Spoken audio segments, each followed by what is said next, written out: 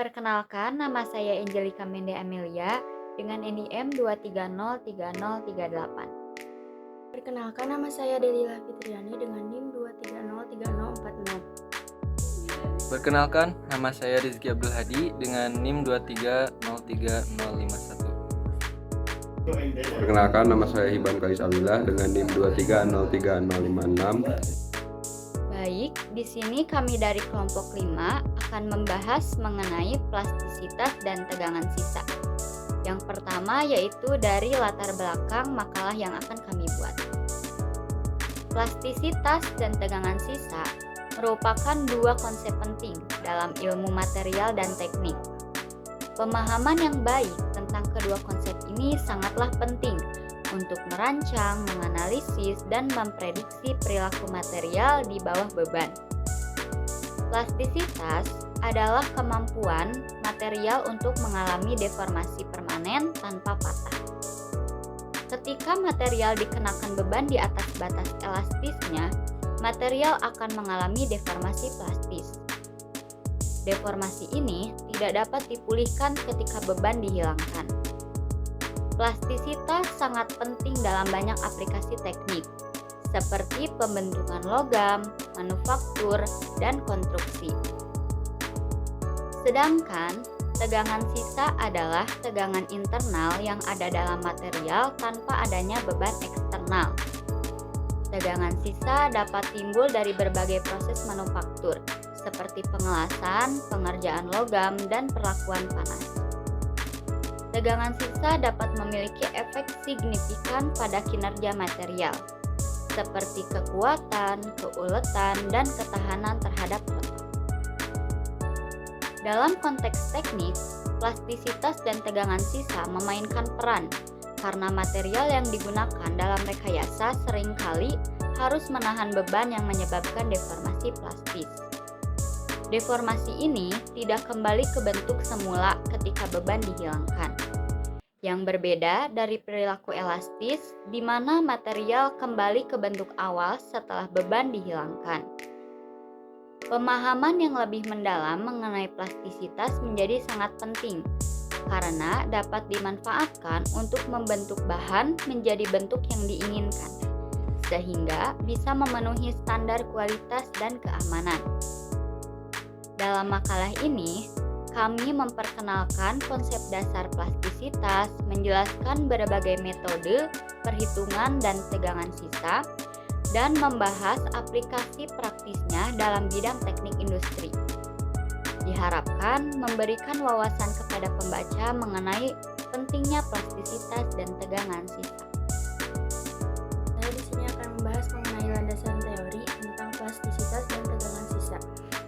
Plastisitas adalah kemampuan material untuk mengalami deformasi permanen tanpa patah. Material akan mengalami deformasi plastis. Deformasi ini tidak dapat dipulihkan ketika beban dihilangkan. Plastisitas sangat penting dalam banyak aplikasi teknik, seperti pembentukan logam, manufaktur, dan konstruksi. Tegangan sisa adalah tegangan internal yang ada dalam material tanpa adanya beban eksternal. Tegangan sisa dapat timbul dari berbagai proses manufaktur, seperti pengelasan, pengerjaan logam, dan perlakuan panas. Tegangan sisa dapat memiliki efek signifikan pada kinerja material, seperti kekuatan, keuletan, dan ketahanan terhadap retak. Berikut adalah beberapa konsep kunci dalam plastisitas. 1. Deformasi plastis. Ini terjadi ketika material diberi tegangan yang cukup besar untuk menyebabkan perubahan bentuk permanen. Setelah tegangan tersebut dilepaskan, material tidak kembali ke bentuk semula. 2. Diagram tegangan-regangan. Ini adalah grafik yang menunjukkan hubungan antara tegangan yang diterapkan pada material dan regangan yang dihasilkan.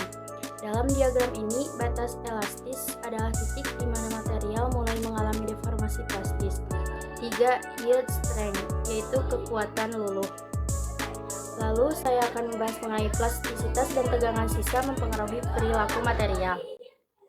Plastisitas mengacu pada kemampuan material untuk mengalami perubahan bentuk secara permanen karena adanya respon terhadap gaya yang diterapkan. Ketika bahan mengalami deformasi plastis, struktur kristalina mengalami perubahan dan atom-atomnya bergeser dari posisi awalnya. Hal ini menyebabkan perubahan bentuk yang tidak dapat kembali ke bentuk semula. Plastisitas memungkinkan material menahan beban yang melebihi batas elastisitasnya, sehingga perubahan permanen pada struktur material akan terjadi. Tegangan sisa mengacu pada gaya yang dapat mengubah jarak antara atom tanpa adanya beban dari luar. Perlakuan permukaan yang menghasilkan tegangan, sisa tekan dapat meningkatkan ketahanan lelah material karena membantu menahan beban eksternal, sementara tegangan sisa tarik dapat menurunkan ketahanan lelahnya karena mempermudah retak dan patah. Maka dari itu, tegangan sisa juga bisa mempengaruhi perilaku pada material. Baik, di sini saya akan melanjutkan materi yang akan dibahas. Nah, yang akan saya bahas pada kali ini adalah faktor-faktor penyebab tegangan sisa. Berikut merupakan faktor-faktor penyebab tegangan sisa. Yang pertama ada ukuran material. Nah, ukuran material yang digunakan dalam sambungan las dapat memengaruhi tegangan sisa. Material yang memiliki ukuran yang lebih besar cenderung memiliki tegangan sisa yang lebih besar pula. Yang kedua, ada proses pengelasan. Proses pengelasan yang digunakan dapat memengaruhi distribusi tegangan sisa, misalnya proses pendinginan yang cepat dapat menghasilkan tegangan sisa akibat adanya distribusi panas yang tidak merata. Yang ketiga, ada pemanasan lokal. Pemanasan lokal ini digunakan pada pipa hingga temperatur lebur dan proses pendinginan yang cepat dapat menghasilkan tegangan sisa akibat adanya distribusi panas yang tidak merata. Selanjutnya yang keempat, ada geometri dan sifat material yang digunakan dalam sambungan las juga memengaruhi tegangan sisa. Misalnya, geometri yang tidak merata dapat menghasilkan distribusi tegangan sisa yang tidak merata. Selanjutnya yang kelima, ada proses penyusutan. Proses penyusutan yang terjadi pada material setelah pengelasan juga dapat memengaruhi tegangan sisa. Penyusutan ini dapat menyebabkan tegangan tarik pada daerah yang mengalami penyusutan dan tegangan tekan pada daerah yang tidak mengalami penyusutan. Yang keenam, ada transformasi fasa. Transformasi fasa yang terjadi pada material setelah pengelasan juga dapat memengaruhi tegangan sisa. Misalnya transformasi fasa dari paduan baja dan dapat menghasilkan tegangan sisa yang lebih besar. Lalu yang terakhir ada laju pemanasan. Laju pemanasan ini yang digunakan dalam proses perlakukan panas juga memengaruhi tegangan sisa. Laju pemanasan yang terlalu cepat dapat menghasilkan tegangan sisa yang lebih besar. Setelah faktor-faktor penyebab tegangan sisa, ada perhitungan tegangan sisa, yang dimana perhitungan tegangan sisa ini adalah sebuah prosedur yang digunakan untuk menentukan besarnya tegangan yang tersisa dalam material setelah proses pengelasan. Berikut adalah beberapa contoh perhitungan tegangan sisa yang ditemukan dalam beberapa sumber. Yang pertama, perhitungan tegangan sisa dengan menggunakan hukum Hooke. Nah, perhitungan tegangan sisa dilakukan dengan cara menghitung besarnya regangan sisa yang terjadi menggunakan hukum Hooke. Hukum Hooke ini menjelaskan bahwa regangan sisa yang terjadi dalam sebuah material setelah pengelasan berbanding lurus dengan besarnya tegangan yang diterapkan. Dengan demikian, perhitungan tegangan sisa dapat dilakukan dengan menghitung regangan sisa yang terjadi dalam, kemudian menghitung tegangan yang diterapkan berdasarkan hukum Hooke. Yang kedua, perhitungan tegangan sisa dengan menggunakan metode elemen hingga. Perhitungan tegangan sisa juga dapat dilakukan dengan menggunakan metode elemen hingga. Dalam metode ini, suhu dan distribusi suhu pada daerah las dihitung dengan simulasi suhu yang tinggi sampai 1200 derajat Celcius, dan kemudian tegangan sisa dihitung berdasarkan regangan yang timbul akibat pendinginan. Hasil perhitungan menunjukkan bahwa tegangan sisa dapat berkisar antara 300 sampai 400 MPa pada bahan las dan 30 sampai 200 MPa pada material pipa. Yang ketiga ada analisis numerik tegangan sisa. Analisis numerik tegangan sisa ini juga dapat dilakukan dengan menggunakan program ANSY 5.4. Dalam analisis ini, distribusi tegangan menunjukkan harga tegangan total pada bahan las berkisar antara 300 sampai 400 MPa.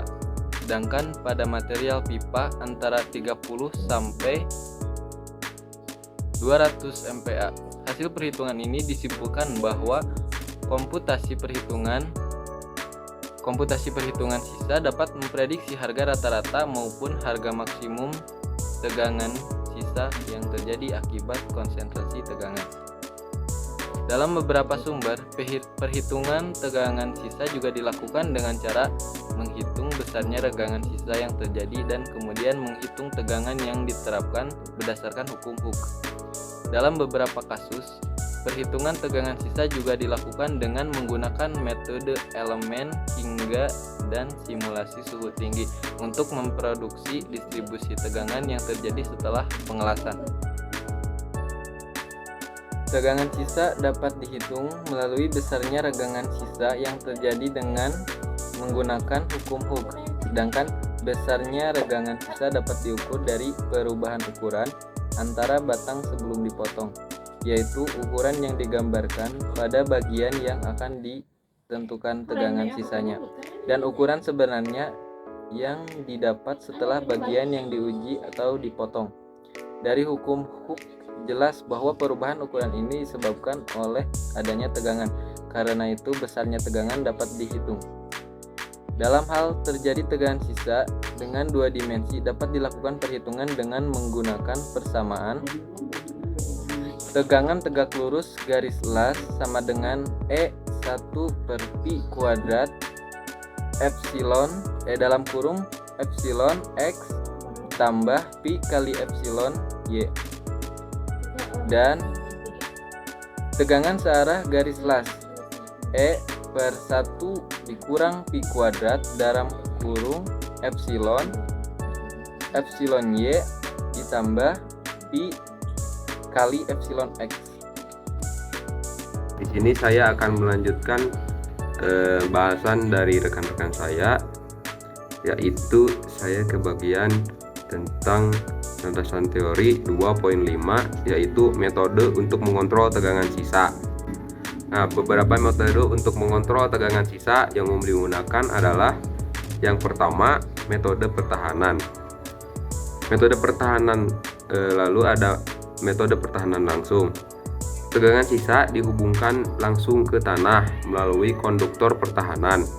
Metode ini sederhana dan murah, tetapi dapat menyebabkan arus gangguan yang tinggi dan gangguan elektromagnetik. Lalu ada metode pertahanan resistan, yaitu sebuah resistor dihubungkan antara konduktor yang membawa tegangan sisa dan tanah. Metode ini dapat mengurangi arus gangguan dan gangguan elektromagnetik, tetapi dapat meningkatkan waktu pelepasan tegangan sisa. Lalu ada metode pertahanan reaktan. Nah, metode pertahanan reaktan adalah sebuah reaktor yang dihubungkan antara konduktor yang membawa tegangan sisa dan tanah.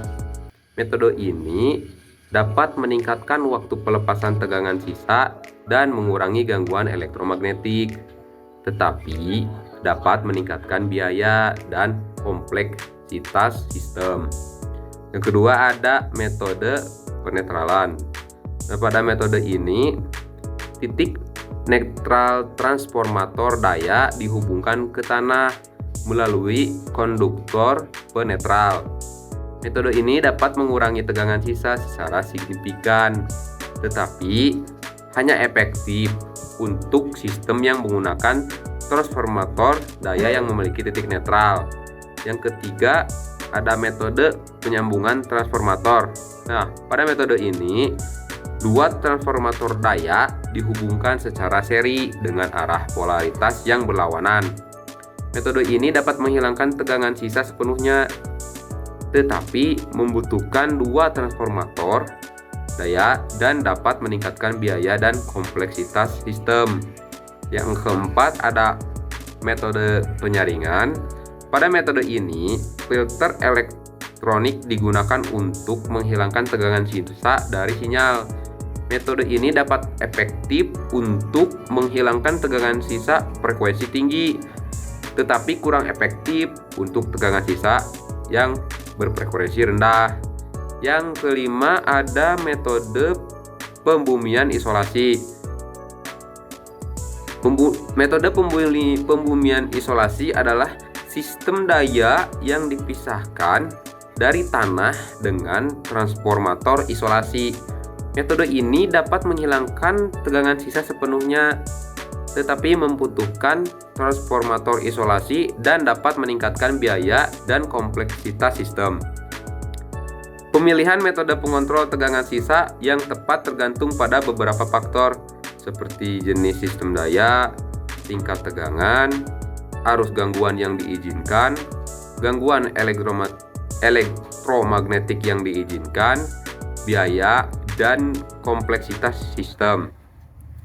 Tegangan sisa bisa mempengaruhi struktural material. Oleh karena itu, penting untuk mengontrol tegangan sisa dalam material untuk memastikan kinerja dan keandalan yang optimal. Beberapa metode untuk mengontrol tegangan sisa. 1. Perlakuan panas.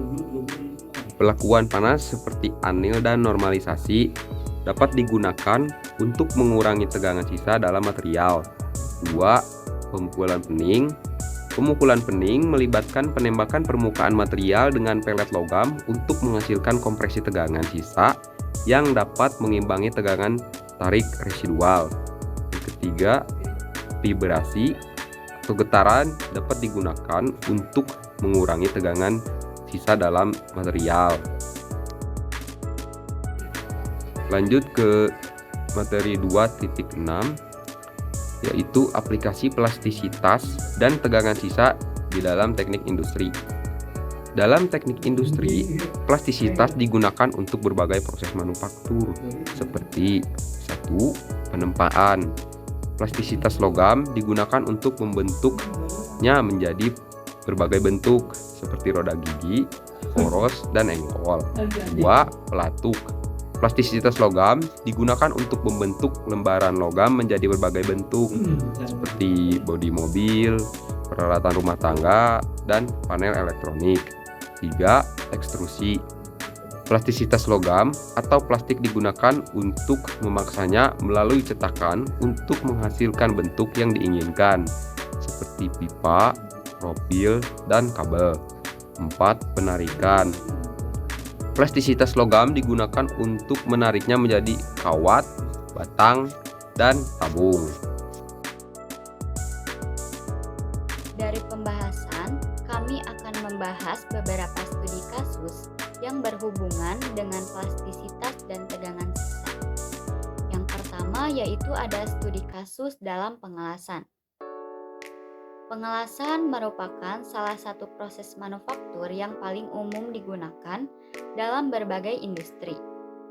Dalam proses pengelasan, 2 atau lebih bagian logam digabungkan dengan menggunakan panas dan tekanan. Proses ini dapat menghasilkan deformasi plastis dan tegangan sisa dalam material yang dilas. Plastisitas dan tegangan sisa dapat memiliki efek signifikan pada kinerja lasan, seperti ketahanan retak, ketahanan korosi, dan stabilitas dimensi. Dalam studi kasusnya yaitu, sebuah perusahaan manufaktur konstruksi baja mengalami masalah dengan retak pada lasan, pada struktur baja yang mereka buat. Retakan ini menyebabkan kegagalan struktural dan kerugian finansial yang signifikan. Perusahaan tersebut kemudian melakukan studi kasus untuk menyelidiki penyebab retak dan mencari solusi untuk mencegahnya di masa depan. Hasil studi kasus menunjukkan bahwa retak disebabkan oleh kombinasi plastisitas dan tegangan sisa yang tinggi dalam lasan. Plastisitas material yang tinggi memungkinkan deformasi yang signifikan selama pengelasan, yang dapat menghasilkan tegangan sisa yang tinggi. Tegangan sisa ini kemudian dapat menyebabkan retak inisiasi dan pertumbuhan. Untuk mengatasi masalah retak, perusahaan manufaktur konstruksi baja menerapkan beberapa solusi, yaitu 1. Mengubah prosedur pengelasan. Prosedur pengelasan diubah untuk mengurangi deformasi plastis dan tegangan sisa dalam lasan. Hal ini dilakukan dengan menggunakan teknik pengelasan yang berbeda, seperti pengelasan multipass dan pengelasan temper bead. Yang kedua yaitu memanaskan material sebelum pengelasan. Memanaskan material sebelum pengelasan dapat membantu mengurangi deformasi plastis dan tegangan sisa, yaitu seperti dryness, atau yang sering disebut dipasang untuk mengurangi tekanan air dalam tanah, dengan demikian mengurangi tegangan sisa. Yang kedua ada penguat lereng. Lereng diperkuat dengan dinding penahan tanah atau tiang untuk meningkatkan stabilitasnya. Yang ketiga yaitu ada perubahan desain. Desain bendungan diubah untuk mengurangi beban pada lereng. Lalu di sini saya akan membahas studi kasus dalam analisis tanah. Tanah merupakan material yang kompleks dengan sifat-sifat yang dapat bervariasi, tergantung pada komposisi, kepadatan, dan kondisi kelembaban. Dalam teknik industri, analisis tanah sangat penting untuk desain fondasi, lereng, dan struktur lainnya. Plastisitas dan tegangan sisa dalam tanah dapat memiliki efek signifikan pada stabilitas dan kinerja struktur tersebut. Sebuah proyek pembangunan bendungan mengalami masalah dengan stabilitas lereng. Lereng tersebut terbuat dari tanah liat yang memiliki plastisitas tinggi dan rentan terhadap deformasi. Tekanan air dari reservoir bendungan dapat menyebabkan tegangan sisa dalam tanah yang dapat memperburuk masalah stabilitas. Para insinyur proyek melakukan analisis tanah untuk menyelidiki sifat-sifat tanah dan menentukan faktor-faktor yang dapat menyebabkan kegagalan lereng. Analisis ini termasuk pengujian laboratorium untuk menentukan sifat mekanik tanah seperti kekuatan geser dan modulus elastisitas, serta pemodelan numerik untuk mensimulasikan perilaku tanah di bawah beban. Hasil analisis ini menunjukkan bahwa plastisitas dan tegangan sisa dalam tanah adalah faktor utama yang berkontribusi terhadap masalah stabilitas lereng. Tekanan air dari reservoir bendungan meningkatkan tegangan sisa dalam tanah yang dapat menyebabkan deformasi dan kegagalan lereng. Untuk mengatasi masalah stabilitas lereng, para insinyur proyek menerapkan beberapa solusi yaitu 1. Drainase. Sistem drainase dipasang untuk mengurangi tekanan air dalam tanah dan dengan demikian mengurangi tegangan sisa. 2. Penguat lereng. Lereng diperkuat dengan dinding penahan tanah atau tiang pancang untuk meningkatkan stabilitasnya. 3. Perubahan desain. Desain bendungan diubah untuk mengurangi beban pada lereng. Studi kasus ini menunjukkan bahwa analisis tanah sangat penting untuk desain struktur geoteknik yang aman dan andal. Plastisitas dan tegangan sisa dalam tanah harus dipertimbangkan dengan cermat dalam analisis ini untuk menghindari kegagalan struktur. Baik, selanjutnya saya akan membahas studi kasus dalam memprediksi runtuhan.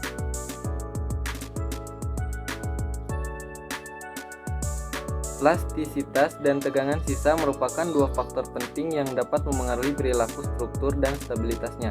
Dalam beberapa kasus, faktor-faktor ini dapat berkontribusi pada keruntuhan struktur. Studi kasus lapangan berikut menunjukkan bagaimana plastisitas dan tegangan sisa dapat dipertimbangkan dalam analisis untuk memprediksi besarnya keruntuhan. Sebuah bangunan tua di pusat kota mengalami keretakan dan deformasi yang signifikan. Para insinyur diminta untuk menyelidiki penyebab masalah dan memprediksi potensi keruntuhan bangunan. Analisis struktur dilakukan untuk menilai stabilitas bangunan. Analisis ini mempertimbangkan beberapa faktor termasuk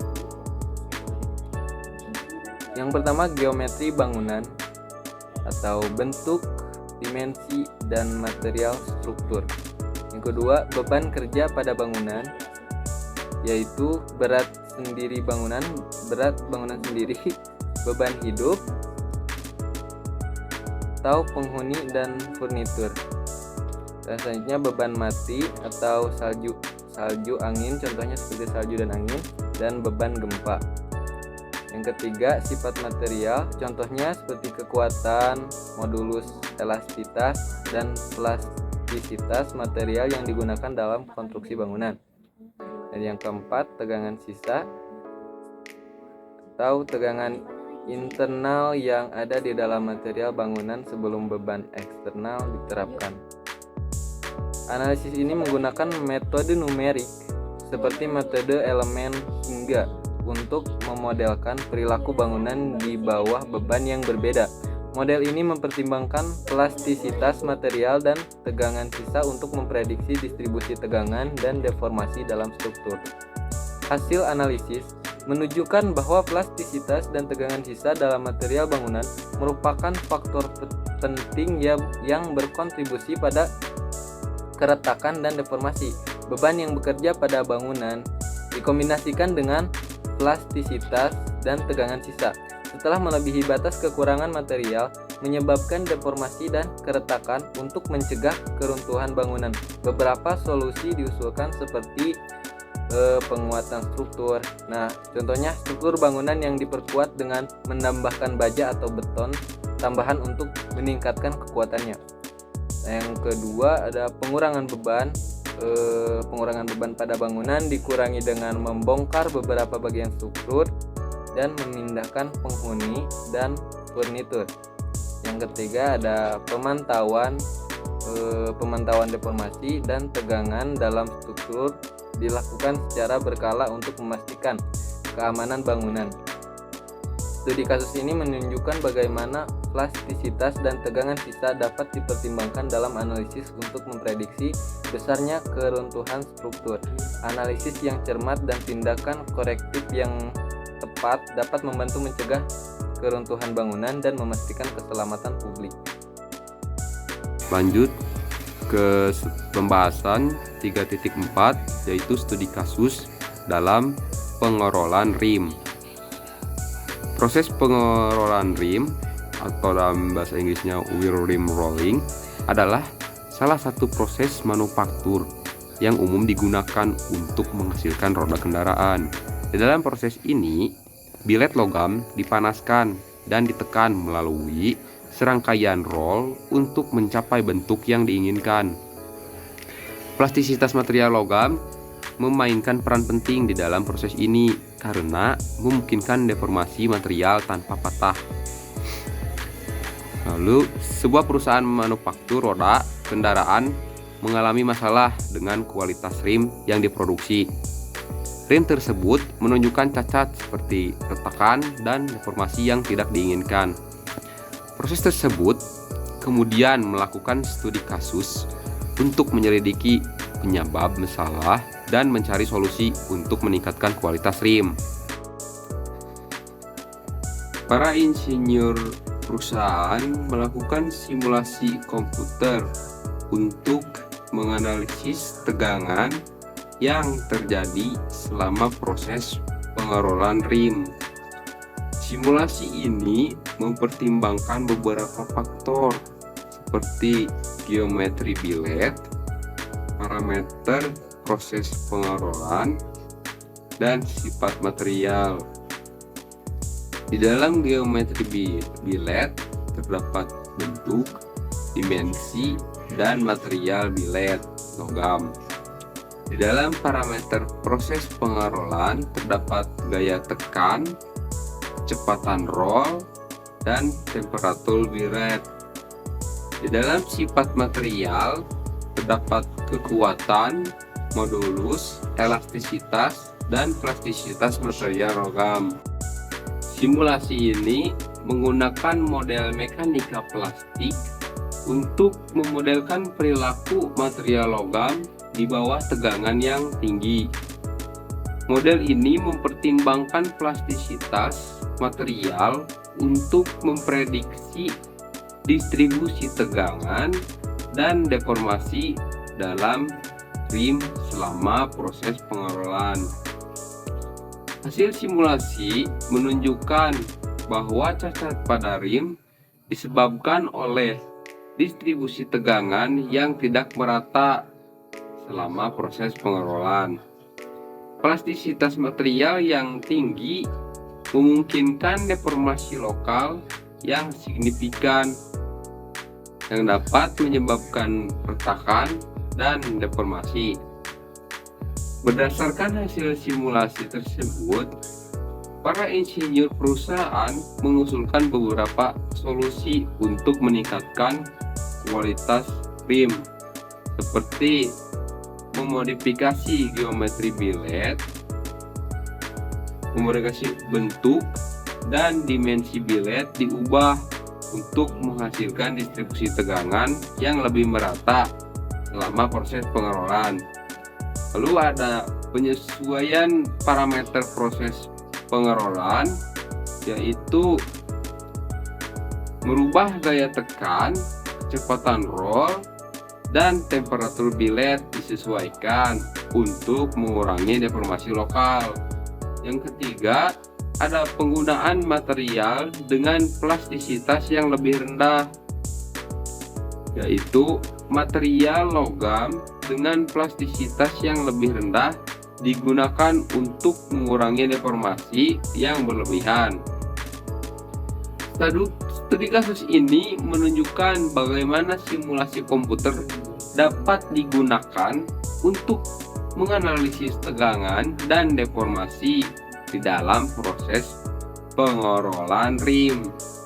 Pemahaman yang baik tentang plastisitas material logam dan distribusi tegangan selama proses ini sangat penting untuk menghasilkan rim berkualitas tinggi. Dari pembahasan materi dan studi kasus yang kami telah jelaskan, kami mengambil kesimpulan bahwa yang pertama, kami mengetahui pengertian dari plastisitas dan tegangan sisa. Plastisitas adalah kemampuan material untuk mengalami deformasi permanen tanpa patah. Sedangkan tegangan sisa adalah tegangan internal yang ada dalam material tanpa adanya beban eksternal. Yang kedua, kami mengetahui bahwa plastisitas bisa menyebabkan perubahan bentuk material secara permanen karena adanya respon terhadap gaya yang diterapkan. Struktur kristalnya mengalami perubahan dan atom-atomnya bergeser dari posisi awalnya. Hal ini menyebabkan perubahan bentuk yang tidak dapat kembali ke bentuk semula. Sedangkan tegangan sisa mengacu pada gaya yang dapat mengubah jarak antar atom tanpa adanya beban dari luar. Perlakuan tegangan sisa dapat meningkatkan atau menurunkan ketahanan terhadap material. Maka dari itu, tegangan sisa juga bisa mempengaruhi perilaku pada material. Yang ketiga, kami juga mengetahui bahwa ada faktor yang mempengaruhi tegangan sisa, yaitu ukuran material, proses pengelasan, pemanasan lokal dan geometri, sifat material, proses penyusutan, transformasi fasa, dan juga laju pemanasan.